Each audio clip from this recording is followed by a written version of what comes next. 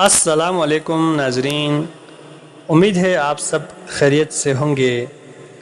آج میں آپ لوگوں کو دکھا رہا ہوں ضلع گانشے کا ایک ایسا گاؤں جو مرچ کے پیداوار کے لیے پورے ضلع میں مشہور ہیں۔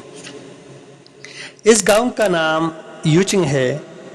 یہ گاؤں ضلع گانشے کے صدر مقام خپلو سے 10 کلومیٹر کی دوری پر واقع ہے۔ اس گاؤں میں تقریباً 120 چولہے آباد ہیں۔ اس گاؤں کو ایک چشمے کا پانی سیراب کرتا ہے۔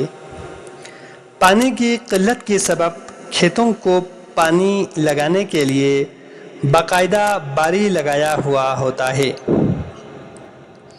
ابھی گورنمنٹ کی تعاون سے دریا پر بند باندھ کر ایک وسیع علاقے کو آباد کیا جا رہا ہے، جسے اہلیان یوچنگ پلاٹ کہتے ہیں۔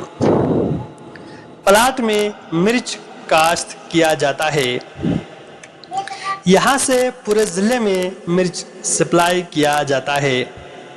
مرچوں کے علاوہ یہاں پر ٹماٹر اور پیاز کی فصل بھی بہت اچھی آتی ہے۔